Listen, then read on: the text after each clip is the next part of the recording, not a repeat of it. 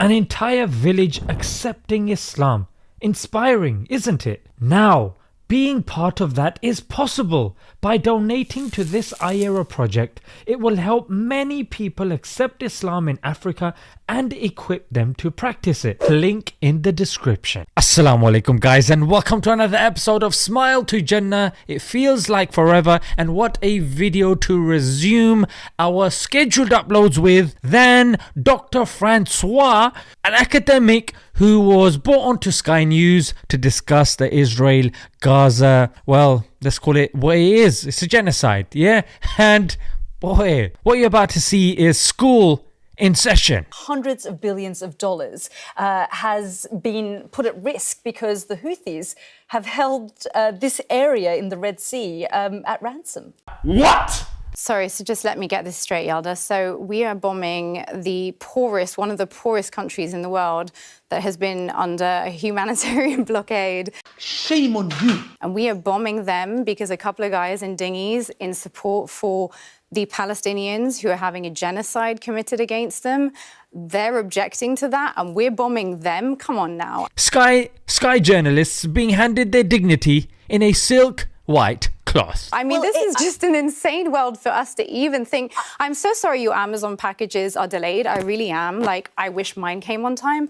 But, you know, genocide, guys, genocide. Yeah. The ceasefire now and then the positive branding. If you want to stop the Houthis doing what they're doing, then call a ceasefire right now. Do you genuinely believe that the Houthis would stop doing what they're doing? They have literally said that that's why they're doing what they're doing. They have not previously blocked those routes for any other reason except this one. So yes, I do. The desperation of these guys and the transparency of their hypocrisy is reaching comic levels. You know what I mean? They are trying to blame anyone and anything other than Israel. Do you think people will not realize that we can see who is pulling the strings? So what I really liked about this was how satirically and how comically she was able to just reveal their absurdity. You are taking a completely secondary and peripheral issue and ignoring the root and the primary nature of the argument, which is Israel committing a genocide. The Sky journalists here just feel to me like they are chimps in suits. That's all it is.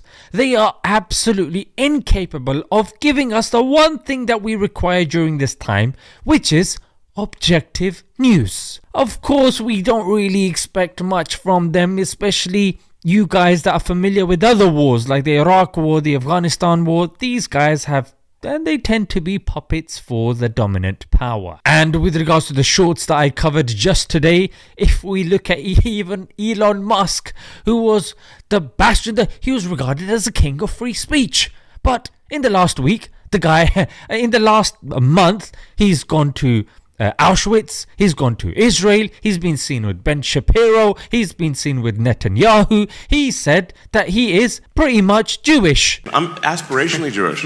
Just to get his advertising back. This is somebody who said he can't be bought, mate. He don't care as long as it's free speech. So these people that go on about, yeah, let's see what's going on in these Muslim countries, mate. You're brown, mate. What are you doing that for? It's ridiculous. And they continue asking dumb questions. Yeah, like, what do you think the solution could be? How about, and I'm putting it out there, stop killing thousands of civilians? Whoa.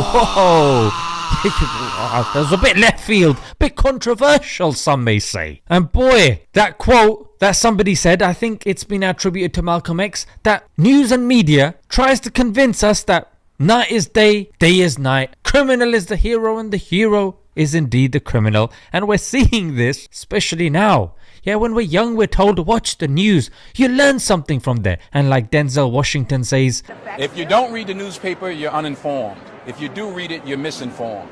I think Mr. Denzel hit the nail on the head. And kudos to Dr. Francois. And hopefully that will pave the way for more people to expose these mugs. I don't think they really expected it from her at that level, because that, frankly, was a complete roast. Yeah, those guys are now ready to be slung on a plate, fork and knife, bit of chips on the side, chili sauce, And Bismillah. Let's leave it there, guys. Until next time. Assalamu alaikum.